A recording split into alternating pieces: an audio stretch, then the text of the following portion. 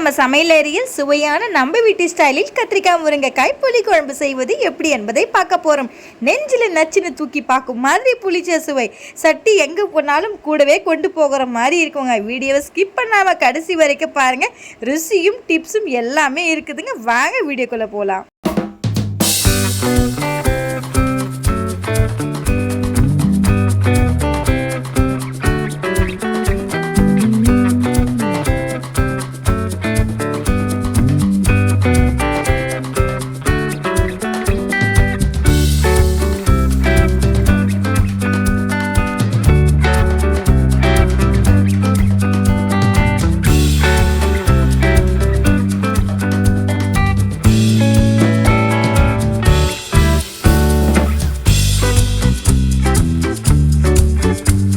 குழம்பு செய்ய ஆரம்பிச்சிடலாங்க. ஒரு மிக்சிங் பவுல் எடுத்துக்கோங்க. அதில் ஸ்லைஸை கட் பண்ண தேங்காய் கொஞ்சம் ஆட் பண்ணிக்கோங்க. 4 சின்ன வெங்காயம் ஆட் பண்ணிக்கோங்க. 7 பூண்டு ஆட் பண்ணிக்கோங்க. கொஞ்சமாக கடுகு ஆட் பண்ணிக்கோங்க.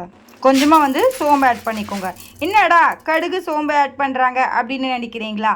ஆமாங்க, கடுகெல்லாம் ஆட் பண்ணோன்னா இது ஒரு டேஸ்ட்டு, இது ஒரு நல்ல டேஸ்ட் கொடுக்கும். அண்ட் சாப்பிடும்போது அவ்வளோ அமோகமாக இருக்கும்.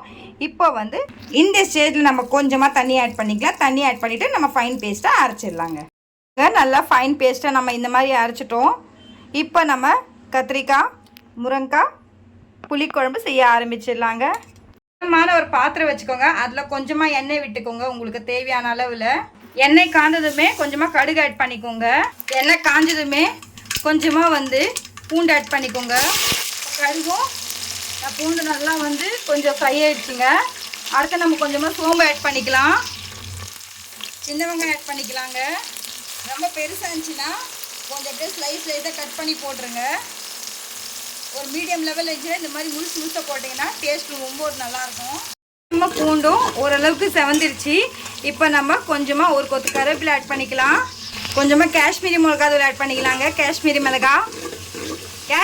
மிளகாய் ஆட் பண்ணோன்னா நல்லா டேஸ்ட் கொடுக்குங்க. இல்லை சப்போஸ் உங்களுக்கு காஷ்மீரி மிளகாய் வேண்டாம், காஞ்ச மிளகாய் போடணும் அப்படின்னா கூட போட்டுக்கலாம். பச்சை பாசனை போகிற அளவுக்கு நம்ம வதக்கிட்டே இருக்கணும். ஆட் பண்ண போகிறது முருங்காங்க. இன்றைக்கி பார்த்தீங்கன்னா எங்கள் தோட்டத்தில் இது காய்ச்சது முருங்காய் ரொம்ப ஃப்ரெஷ்ஷாக இருக்குது. இப்போ தான் கட் பண்ணி நான் அரிஞ்சிருக்கேன். பார்க்கவே பச்சை பசைன்னு இருக்குங்களா? ஆமாங்க, இது எங்கள் தோட்டத்தில் தாங்க காய்ச்சிது. நல்லா இருந்தது. அதனால் சரி நான் செய்யலான்னு யோசிக்கும் போது தாங்க டக்குன்னு ஒரு யோசனை வந்தது. இந்த மாதிரி என்னோடய வியூவர்ஸும் நிறைய பேர் கேட்டுட்டு இருந்தாங்க, அக்கா கொஞ்சம் முருங்காயில் ஏதாவது டிஷ்ஷு போடுங்க, ஏதாவது குழம்பு செய்யுங்கன்னு. அதனால் இன்றைக்கி முருங்காய் கத்திரிக்காய் புளி குழம்பு செய்கிறேன். கொஞ்சம் அப்படியே எண்ணெயில வதக்கட்டோங்க. உங்களுக்கு தேவையான காயை நீங்கள் ஆட் பண்ணிக்கோங்க. கூடி குறைச்சி நீங்கள் வெள்ளம் ஆட் பண்ணிக்கலாங்க, உங்களுக்கு தகுந்த மாதிரி. நல்லா பச்சை வாசனை போயிடுச்சுங்க. இந்த ஸ்டேஜில் நம்ம கத்திரிக்காய் ஆட் பண்ணிக்கலாங்க. இன்றைக்கி பார்த்தீங்கன்னா எங்கள் தோட்டத்தில் காய்ச்ச கத்திரிக்காய்ங்க. இது ரொம்ப ஃப்ரெஷ்ஷாக இருந்தது. அதனால் பார்த்தீங்கன்னா இன்றைக்கி இந்த கத்திரிக்காய் புளிக்குழம்பு செய்ய போகிறேன். கத்திரிக்காய் முருங்கைக்காய் புளிக்குழம்புங்க. இந்த மாதிரி எண்ணெயிலே வதக்குங்க. இப்படி போட்டு வதக்குங்க. 2 திருப்பிட்டு கொஞ்சமாக மஞ்சத்தூள் ஆட் பண்ணிக்கோங்க. எப்போவுமே காய் ஆட் பண்ணும் போது மஞ்சத்தூள் ஆட் பண்ணிட்டீங்க அப்படின்னா கலர் அந்த நிறம் மாறாமல் இருக்குங்க. இப்போ அப்படியே கொஞ்சம் வதக்கிவிட்டே இருங்க. இந்த நிறம் மாறக்கூடாது, கலர் சேஞ்ச் ஆகக்கூடாதுங்க. நல்லா எண்ணெயிலே வதவிச்சிங்க. இப்போ இந்த ஸ்டேஜில் நம்ம பொடியை நறுக்குனா 3 தக்காளி ஆட் பண்ணிக்கலாங்க. இந்த மாதிரி புளி குழம்புக்கு தக்காளி அதிகமாகவும் புளி கம்மியாகவும் நீங்கள் ஆட் பண்ணி செஞ்சீங்கன்னா குழம்பு ரொம்ப ருசி நல்லா இருக்குங்க. இப்போ நல்லா இப்படி வதக்கிடுங்க. கொஞ்சமாக உப்பு ஆட் பண்ணிக்கலாம். பெருங்காயத்தூள் ஆட் பண்ணிக்கலாங்க. இப்போ 2 டீஸ்பூன் கொஞ்சமாக தனி மிளகாய்த்தூள் ஆட் பண்ணிக்கலாம். 1 டீஸ்பூன் கொஞ்சமாக தனியாத்தூள் ஆட் பண்ணிக்கலாங்க. இப்போ மசாலா நல்லா இப்படி கிண்டிக்கிட்டே இருங்க. அட்டிலேருந்து கிண்டுங்க. ஏன்னா கத்திரிக்காய் 2ஆக பொழந்து நம்ம போட்டோன்னா மசாலா இருக்கிற சாறு எல்லாமே உள்ளே இறங்குங்க. ஸோ முருங்காய் சீக்கிரமாக வெந்துடும். ஆனால் கத்திரிக்காய் வேகிறதுக்கு கொஞ்சம் டைம் எடுக்கும். அதனால தான் நம்ம 2 ஸ்லைஸாக நம்ம கட் பண்ணியிருக்கோம். 2ஆக அப்படி பொழந்துருக்கோம். ஸோ இந்த மாதிரி நீங்கள் செஞ்சு பார்த்தீங்கன்னா ரொம்ப நல்லா இருக்குங்க. உங்களுக்கு தேவையான அளவில் நீங்கள் கொஞ்சமாக இது ஆட் பண்ணிக்கோங்க. காரம் ஏதாவது குறைகள் நிறைகள் இருக்குன்னா உங்களுக்கு கொஞ்சம் கூடியும் குறைச்சும் நீங்கள் ஆட் பண்ணிக்கோங்க. இப்போ அடியிலேருந்து நம்ம கிண்டிடலாங்க. காய் ஓரளவுக்கு வெந்துருச்சுங்க. இப்போ தெரியுதுங்களா? இப்போ இந்த ஸ்டேஜில் நம்ம எலுமிச்சை சைஸில் புளி எடுத்து நம்ம கரைச்சி வடிகட்டி இருக்கோங்க. அதை ஆட் பண்ணிக்கலாம். இப்போ பாருங்க நான் ஆட் பண்ணிட்டேன். இதை அப்படியே கொஞ்சமாக கொதிக்க வச்சிடலாங்க. ஏன்னா ஆல்ரெடி ஓரளவுக்கு வெந்துருச்சு, பார்த்தாவே தெரியுது. இப்போ கொஞ்சமாக கொதிக்க விடுங்க. இந்த அளவுக்கு கொதிச்சிருச்சு. இந்த அளவுக்கு கொதிச்சா போதுங்க. இப்போ மிக்ஸி ஜாரில் நம்ம அரைச்சோம் இல்லைங்க, தேங்காய், சீரகம், கடுகெல்லாம், அதை நம்ம அரைச்சிக்கலாம். அந்த விழுதை அதை நம்ம ஆட் பண்ணிட்டோம். அதை நம்ம கிண்டிடலாம். நம்ம எல்லாமே ஆட் பண்ணிட்டோம். இப்போ உப்பு, காரம், புளி இதெல்லாம் எப்படி இருக்குன்னு பார்த்துக்கோங்க. ஏதாவது நிறைகள் குறைகள் இருக்குன்னா உங்களுக்கு தகுந்த மாதிரி நீங்கள் அட்ஜஸ்ட் பண்ணிக்கோங்க. கொஞ்சமாக தண்ணி விட்டுட்டு மீடியம் ஃப்ளேமில் அடுப்பு வச்சுக்கு கொஞ்சமாக கொதிக்க விடுங்க. கிண்டிக்கிட்டே இருங்க. இப்போ பாருங்கள் நல்லா சுண்டிடுச்சு ஓரளவுக்கு. இந்த முருங்காயெல்லாம் வந்து பார்த்தா நல்லா விரிசல் விட்டுச்சு, பார்த்தா தெரியுதுங்களா, நல்லா இருக்குது. இப்போ வந்து நல்லா இப்படி கிளறிட்டு உப்பு, காரம், புளியெலாம் எப்படி இருக்குன்னு பாருங்கள். ஏதாவது நிறைகள் குறைகள் இருக்குது அப்படின்னா, குறைகள் ஏதாவது இருக்குது அப்படின்னா நீங்கள் உங்களுக்கு தகுந்த மாதிரி நீங்கள் காரமும் புளியாக நீங்கள் ஆட் பண்ணிக்கோங்க. இறக்கும்போது நீங்கள் என்ன பண்ணுறீங்க அப்படின்னா கொஞ்சமாக நல்லெண்ணெய் ஆட் பண்ணிக்கோங்க. ஸோ நல்லெண்ணெய் நம்ம ஆட் பண்ணும்போது அந்த வாசனை அப்படியே வீடு ஃபுல்லாக மணக்குங்க. சூப்பரான கொத்தமல்லி போட்டுட்டு சர்வ் பண்ணிடலாம். அருமையான மணக்க கத்திரிக்காய் முருங்கைக்காய் புளிக்குழம்பு ரெடி ஆயிடுச்சு. வாங்க சர்வ் பண்ணிடலாம். இங்கே பாருங்கள் செம்மையாக இருக்குங்களா? இப்போ பாருங்கள் சூப்பராக இருக்குது பாருங்கள், செம்மையாக இருக்குது